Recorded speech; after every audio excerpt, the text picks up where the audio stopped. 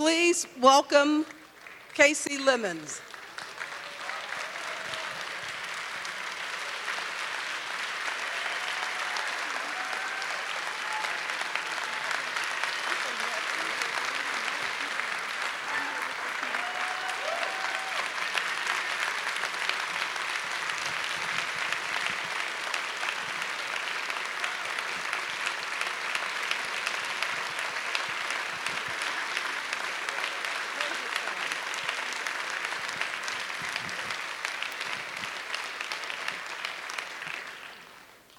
I'm glad that your son, Hunter, is here to see his mama get this award.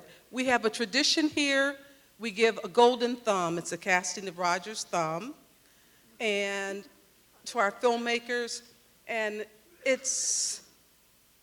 I'm particularly happy to give that to you tonight because Roger has had this movie on his list to bring to Ebertfest, and he was going to invite you himself. So thank you for coming, and I hope you. I'm going to honor the thumb. I'm going to treasure the thumb. And I'm so honored to be here. I really am so honored to be here. It's a very, very special place in my heart and in my life. I'm going to turn.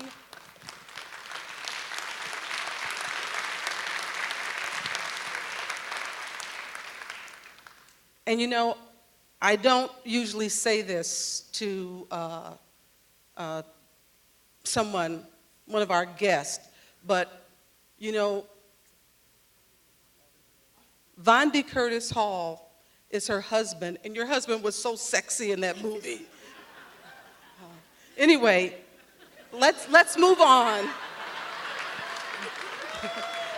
I want to call out Nell Minow. Nell Minow has been with us many Ebertfest, and she's movie mom at BeliefNet.com.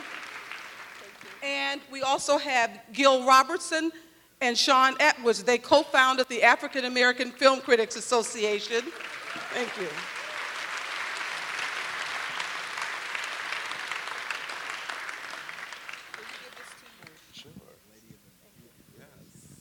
Well, Casey said that she loves Roger's review so much that she can't read it all at once. I know you all have it in the program, but I'm just going to share one little bit of it with you. There has been no more assured and powerful film debut this year. The secrets in this movie are so deep, they're even secrets from the people themselves. The story doesn't seem to have been written out from beginning to end so much as been allowed to accumulate around feelings. And he compared her, and I think you can all see why, to Ingmar Bergman. So I think the first thing we want to know is the director's cut. Tell us what is different. This was my first time seeing it in a theater, and so I'm not sure I can remember the changes. So tell me a little bit about what was removed that you put back, or what was put back that you removed, or what changes did you make? You know, if filmmaking is so emotional, and to me it was life or death. This cut. But in fact, I like both cuts. But the film was not at all autobiographical. But in a certain way, it was based on my family and my family aesthetics. And so Uncle Tommy, the guy in the wheelchair, that was based on my great uncle. So the character had a lot of resonance for me. And in fact, the story is completely different with him and without him. So the release cut does not have Uncle Tommy in it. And so you can imagine how urgent this was to me, because the story is actually different, because Uncle Tommy was the mute witness. So actually the truth was contained in some person. And in the release cut, because he's gone, which actually took a lot of, we actually had to CGI him out in the mirror. And there's actually a shot in the release cut that he's in, but you kind of don't notice it. Because he was very difficult to remove him. But that was a compromise that I made for the person that was financing the film. It was something he felt very strongly about. But it did change the film, because then there is no truth, which I also like. You know, there is no truth. But it was very emotional at the time. Before I turn it over to the gentleman, I have one other. If if Louisiana did not exist, it would have to be invented by a filmmaker. It's just such a perfect location. So tell me a little bit, you had so many beautiful shots of the environment, and it interacted with the people and the people with it so beautifully. Tell me a little bit about your choice of that setting, even in the title, and what that meant to the characters. Well, I conceived of the film, I conceived of the story in a very kind of organic way. I had written a short story that took place in Louisiana, and it was about the original Eve and Jean-Paul Baptiste, and then I wrote a couple of other stories, and then I realized it was kind of the same story, and then I revolved it around Louis Baptiste. So to me, the setting was kind of organically, meant something to me. My father always said, he grew up in Birmingham, he always said he was born in the backwoods of Louisiana and could kind of point to Bayou and that lemons have been changed from lemons. I don't even know if this is true. But that, we always had this sense that there were Creoles in our background. And so, I mean, that's where I set it. But it's kind of like cheating to set a film in Louisiana. It's like, I feel like I cheated. I look at them like, oh my God.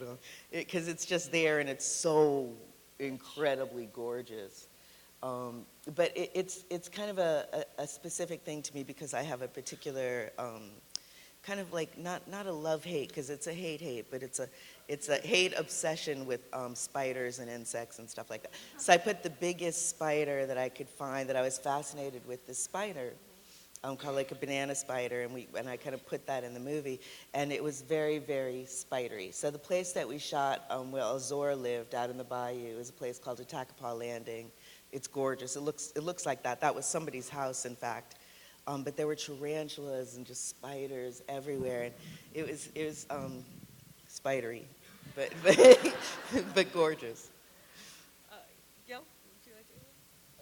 Yeah, again, congratulations. This has been one of my definitely in my top 20 for a period. It's just such a wonderful story. But then as you think about your filmography, there's a great deal of intimacy that we see between the characters in this film, and also when you look at the Don Cheadle film, Talk to Me. So how do you find that? How are you able to create those very intimate environments with your actors?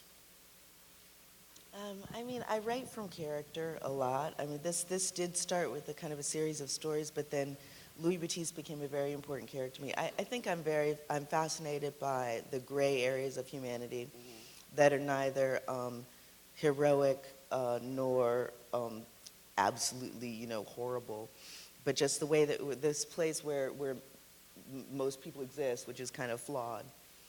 So I start with kind of often very flawed characters, and I see what happens when they interact with each other. And so definitely in Talk to Me and Eve's Bayou, there's a very flawed character at the center of it. And the Caveman's Valentine. It's definitely occurs in my work. It's something I'm interested in. And then I think I work as a director. I had the good fortune of working with a lot of directors.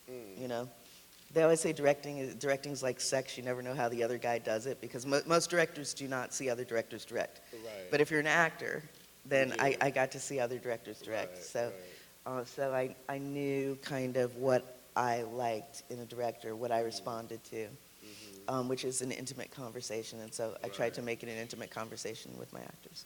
Now, given the subject matter, because this film, Then or Now, is very unlike what most people expect of cinema that's populated by people of African descent. So how were you able to get the financing and the studio support? Well, we shopped it for a couple of years, and I took about 100 meetings, which means that I took the whole town twice. So I went through the whole town, and everyone said no, and then, but they liked it. Like I got the meeting. People really liked the script. They were very intrigued. Everybody wanted to meet me, and then they would be like, "Yeah, I just don't, I don't see how we can do it." And then they started saying, "I don't see how you could do it unless you got a huge star like Sam Jackson." And Sam Jackson had just done like Pulp Fiction, Right. and so I went and got Sam. And then they were like, nah, you know. So we did a hold, and everybody passed again. And then one day I got a call from London, and it was a bunch of guys, and they were in a hotel suite in London, and they said, we want to do Eve's Bayou. Wow. And I was pregnant with Hunter, who's here. And so it was kind of, you know, this big moment in my life. And when I got my green light meeting, it was Mark Amin, and Trimark was his company. Okay. And he'd made a lot of movies. He'd made the Leprechaun movies. And they went straight to video. I'm sure he'd made a couple of good features. But when I went for my green light meeting, 9 months pregnant, I sat across from a poster of Leprechaun in Space. And I was like, okay, from the people that brought you Leprechaun in Space, Eve's Bayou. And I'm like, I can't picture it, you know. Right. But what had happened was he decided he wanted to make art films. And so he went to people that were very smart, who knew how to make and market art films, and he said, I want a small film with a big actor that's prestigious. Okay. And Ray Price, who he'd brought in Eve's Bayou. Well, I love the family dynamic that you see in the movie, because you don't see that a lot even in current day cinema. But I want to find out from you, do you think you could even get Eve's Bayou produced and made in 2016? We ask ourselves that a lot. We do. My friend, Kadi Chubb, who produced it, we ask ourselves, could we make it now? And we're not sure, honestly. I'm not sure. It was like a specific moment in time. Like I said, many people were very intrigued by it, but it was this one dude at this point in time, you know, that it made sense for him in what he was trying to do. It just intersected. It was like perfect timing. So I don't know. I think you'd probably be more likely to do it via Netflix or HBO. Probably. If you're going to do it now. Yeah. One thing that I had a very bittersweet feeling about watching it tonight was that I saw actresses that I respect very, very much giving so much more on screen than I normally see them do. And so I want to thank you for giving them those parts. And I was, of course, mesmerized by those girls who've grown up to be very fine actresses themselves. So talk to me a little bit about how you found them and how you worked with them to give such sensitive performances. Well, Megan, so both these girls are doing really well, and I'm very proud of that. Megan was my Eve when we first started shopping. No. Okay, so Get her out of it. she was the little girl in the overalls and did the table reading with Sam Jackson. Even when we first approached Sam, we did a table reading, and she was Eve. But it takes so long to make movies, which is kind of hazardous if you have your eyes on a child, you know. So when it came time, when we finally got the green light, I met Megan, and there she walked in, and it's like, oh my God, it's Dorothy Dandridge, right? It's like, she's Cicely. I said, well, you know, you're kind of looking like a Cicely. And that's the way that happened. And then she read with me, she read all these actresses. And I was looking for a quality for the character of Eve that Megan actually had a very, a quality that ethereal quality, but I couldn't quite explain it. But I saw a lot of precocious little professional kids, and it was awful. And so we ended up down on location. All the crew was there, and we're building sets and stuff like that, and I did not have Eve. And I kept thinking, we'll find her. And then one day I can remember I was walking in the French Quarter thinking, you know, I'm screwed. I've lied to these people. I don't have a star in my movie. This is bad. You know, this is really bad. But my casting director was still in Los Angeles casting, and she called me up and she said, I think I found Eve. She said, you got to come back to LA and see this girl. And so Megan came in, and Sam came in, and Journey came in, and she had that quality, that quality that I couldn't describe, and she was wonderful, and I fell in love on the spot. And then I went out to take a breath, and her brother was sitting there. I was like, are you an actor? He was like, yeah, I'm an actor. I was like, come in and improvise with your sister, and I cast them both. And her other brother is on Empire now, right? Yep. Yeah. So how did you talk to them about this? Is very sensitive material. How did you talk to them about that? Well, the way that I always talk about it is did you read the script? Did you read the script? Do you have any questions? Do you understand? Do you understand the script? Because it's there, it's in the script. And then in the rehearsal process, I talk to them, I talk to their parents, and it's amazing because I'm usually the one that brings up sensitive things. Usually the kids don't, but they've read it. And Journey, at that time, her mother was working very closely with her mother, and her mother was reading pages with her, getting her prepared. And so she kind of knew what it was about. But, that being said, when you shoot with kids, you can protect them to a certain extent, because that's movie magic, right? So what Eve is seeing, she doesn't have to see that, right? Sam and Lisa were kind of standing next to each other, and I think he tickled her, but I said, do you understand what you're seeing? Do you know what Eve's seeing? And she said, yeah, she understood it, and she acted it like she understood it, and but carefully is how you do that. And Debbie Morgan was just, my God, just tremendous. And the Sunday Kind of Love scene I was saying before it came on is just one of my favorites. As a female director, what are your thoughts about the opportunities? Because you've made more films than most female directors. What are your thoughts about opportunities that are given to female directors by Hollywood? Well, I'm happy to say that there are more and more. And now there are filmmakers that have made more films than I have. There was a moment in time where I was a statistic. Right. But I think that now that there are more women making more films. But look, for many years I didn't think about it at all. I just, if I had thought about it, I wouldn't get out of bed. Right. So I thought, this is me, this is what I'm doing. It's important, though, that when I made Eve's Bayou, I thought that was the end. Okay, I'm just going to make this one film. Right. This is what I have. This is what I have to do, and I'm going to drop the mic, and and that's it. I don't have anything else to prove. And then I kind of got the bug. Right. Yeah. So Eve's Bayou is meant to be a statement film for you. Yeah, in some ways. So what did you want people to walk out of the theater? What did you want people to walk out of the theater thinking about this film? What did you want to leave them with? Well, this is a tough question because that's not that easy to answer, except the easy way, which is that it's art, it's communication. So it's like, this moves me, does it move you?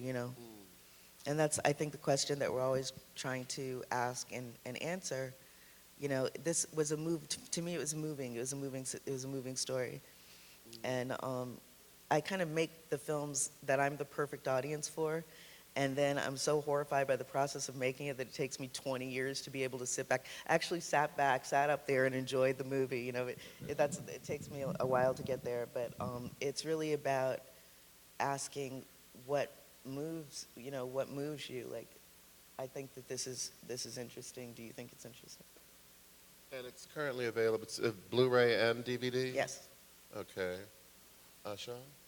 Well, no, that's a great segue because I wanted to ask you, when it comes to black film in particular, film preservation has sort of been lacking, and it's hard to introduce a movie like this, which was made 20 years ago, to a new generation. So I would ask you, what would your plan of action be to reintroduce not only Eve's Bayou, but some of your other works to a new generation of people to see? Because we're all here because we're part of the festival, and we know your work, and we love your work, and we're all here to celebrate.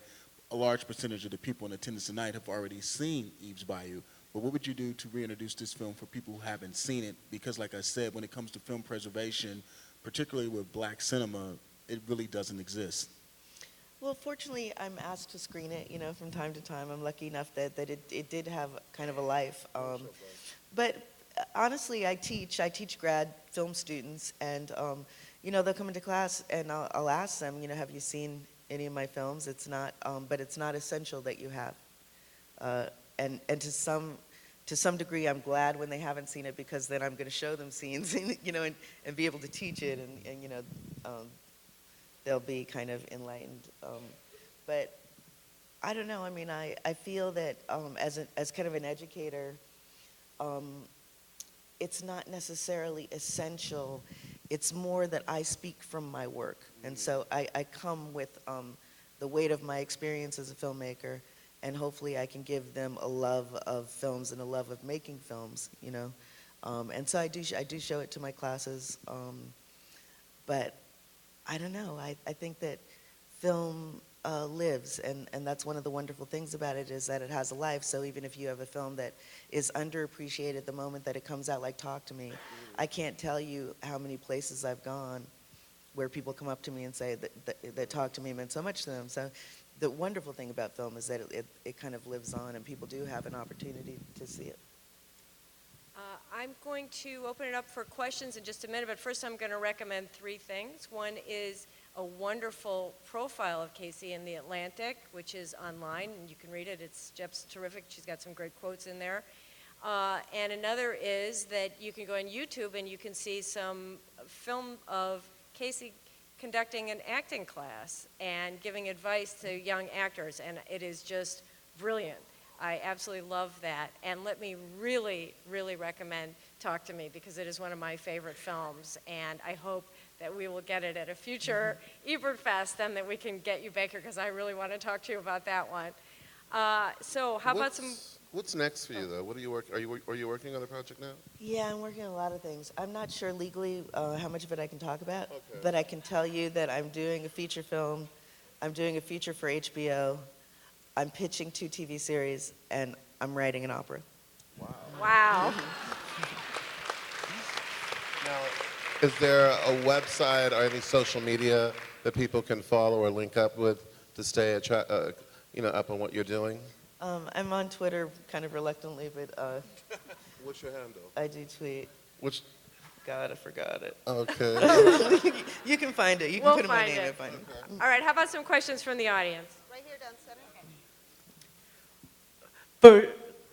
I really liked your story, but how did you get Samuel L. Jackson involved and get him to be a producer as well as one of the major actors in it?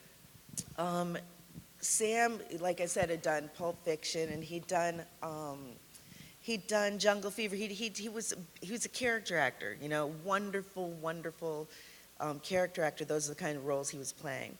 So I made a kind of it's a standalone short film called Dr. Hugo that you can actually see on the DVD of Eve's Bayou, but it's kind of like a little bit of a promo for Eve's Bayou. Was this film. And in that film, it's the little section where the doctor pays a visit to the lady in the bed, right? And my husband played that part. And so Sam saw that, and he read the script, and he wanted to be that doctor because it's, it's sexy leading man. I think it was very appealing to him at that point in his career, And so I was lucky enough. And then often when you get a very big movie star, in a small project, they will come on as a producer. To help out. Just back from him. Yeah, what a stunning movie, and I wanted to ask you about the final shot where you have 2 girls/women standing between girlhood and womanhood, standing between 2 trees, standing between 2 bodies of water, standing between the real scene above and a kind of rippled reflection of that scene below. When do you conceive of such a scene? Did you conceive of it when you wrote the script, or did you find it in the editing room, or what? No, I don't think it's the type of thing you can find in the editing room. Let me tell you how tricky that was. First of all, I wasn't always carrying the crane. I didn't have enough money on my production to always be carrying the crane. So I only had the 11:1 zoom, the zoom I needed, and that crane on certain days. And then I needed the shot to happen at sunset. So on certain days when we were carrying the crane in the 11:1, we'd stop what we were doing at sunset and run out and look at the water. Okay, if a breeze was blowing, we couldn't do the shot because the water would ripple. So we had to wait for a still sunset when we were carrying an 11:1 and the crane in order to do that shot. So it has the shots like that are incredibly deliberate, and so we found a day where the sunset was fabulous and the water was like glass. But I shot it many times. And then the kind of crazy thing was that in trying to remove Uncle Tommy from the movie, I had already locked picture, and we're talking celluloid, right? So we cut film. And so removing him, he's there in that, and we'd already stitched it together, and cut it. So I had to actually choose another version of the shot, for the release print. And so fortunately I had another take that was almost as good as this take, but this is the best one. Well, go into detail about the removal of Uncle Tony and what that conversation was about, because that's a really fascinating element to the recut of your movie. It just irked him, he didn't like it. I don't know, it was very, very emotional at the time, but it was just something that he felt strongly about, the guy that was financing the movie, and so of course I've got to listen to him. It was a very emotional argument. It was super important to me, but the other thing on the table was the ending, was the ambiguousness of the ending, and that was my line in the sand, that I wanted the ending to be ambiguous, because I thought it was complicated. And that's an incredibly hard thing to pull off in movie negotiation, right, where they want everything clear. So that was my line in the sand, and so this was, we removed him for the movie, but it was so painful that my post-production crew had a T-shirt made with an empty wheelchair that said, "Where's Tommy?" Yeah, it was very, very, very emotional. It was extremely important to me. It said something to me about black families, about families. This is the way my family. This is based on my great uncle. This is the way my family was, and I thought it was very kind of real, like a real family, and I wasn't even thinking honestly inclusiveness or any of that. I was just thinking about life, and it was real to me. I want to ask you about one of Roger's favorite scenes, and one of mine too, which is that mirror scene, which is so haunting. So tell me a little bit about, was that very difficult to set up, and what that scene meant to you? Well, in the script I had a B character, that's Moselle. B character meaning she wasn't like, the plot didn't revolve absolutely around her, right? She has a B storyline, and she talks for about 8 minutes, okay? So they're like, does that monologue really need to be in the script? And I kept saying, I'm gonna make it really compelling. She's gonna talk and you're gonna listen. It's gonna be super, super compelling. I'm thinking like, okay, how am I gonna do that? And my DP and I were on a plane, and it came to me because we'd been studying this house, and we'd had this location, and there was a mirror we couldn't move. And that's a big problem when you can't move a mirror, because in the mirror, of course, you see the crew. So you usually want to be able to at least tilt it or bevel it, in one way or another. And we couldn't move this mirror, and it was kind of the bane of our existence at every scene we had to shoot. With the mirror, we had to make sure we didn't see each other in it. And I was sitting on this plane, I'm like, I think I'm going to use that mirror. And this is what I'm thinking. I'm thinking she sees her memory, and she's going to walk into her memory. And my DP said, Amy Vincent, the great, said, say that again.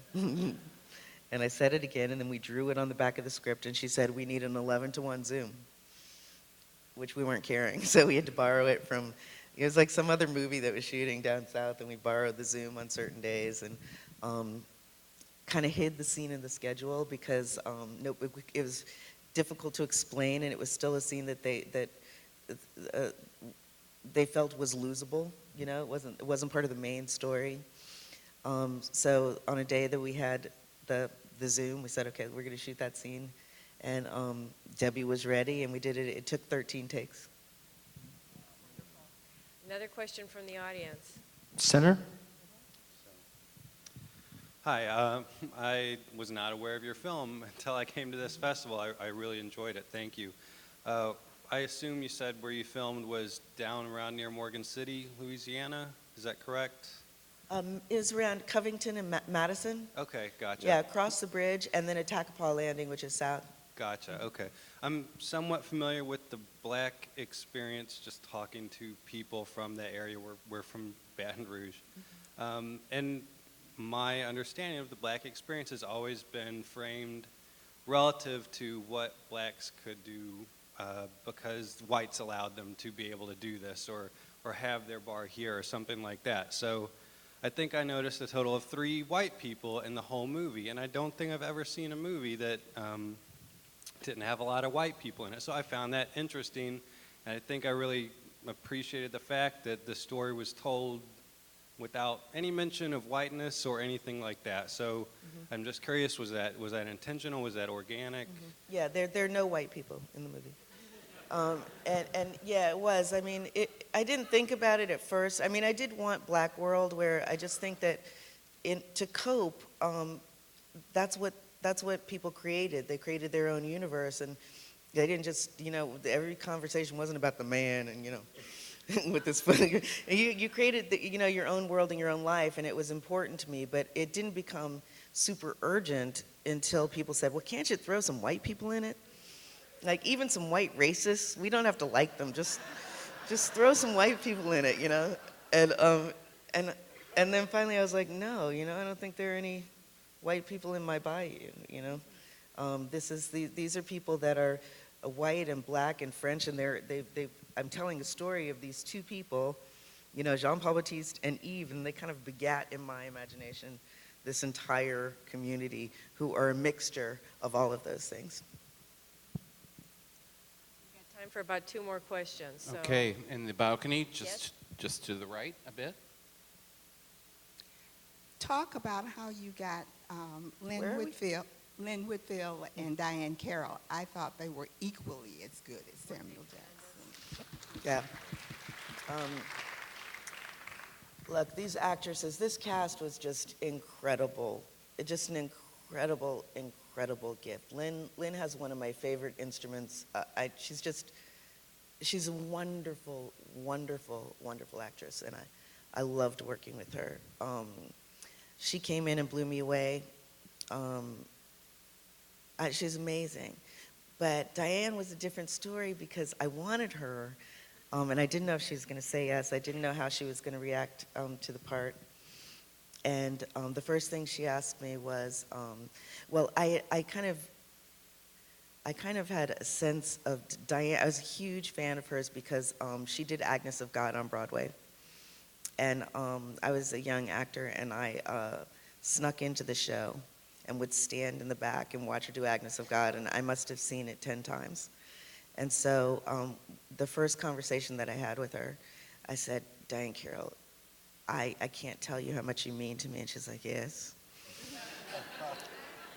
And I said, I just loved you, and I could just feel the flinch, And I said, Agnes of God, and I could just feel her release and be like, oh, she just wanted to talk about that, and she was so afraid that I was going to say Julia, That was what she hears from everybody. But because I had seen her in Agnes of God, which was kind of something special to her, she was very moved that I was moved by her performance in Agnes of God. And she said, who did you get to play? This is the way Diane talks. Who did you get to play Eve? And I said, a young girl named Journey Smollett. And she said, oh, I know Journey. She's a spooky little girl. And I said, that's the quality I was looking for. Like, that's the quality I couldn't describe. But she was a spooky little girl. Okay, 1 more question. I've got a question here, Center. Thank you. I really appreciate. I had not seen the film before. I don't know what. I really thought there were 2 things. I really thought that the humanity of having Uncle Tony in the scene, I think that would have been. I'm glad you put it back in. I'm glad I didn't see it without it. And the other scene, that incredible scene, the walk-in in the mirror. And it's really interesting to see how you got to that point. But I think that was one of my favorite scenes in the film. That was so brilliant. So thank you very much. Thank you. And thank you all very much, and we'll see you tomorrow. Thank you.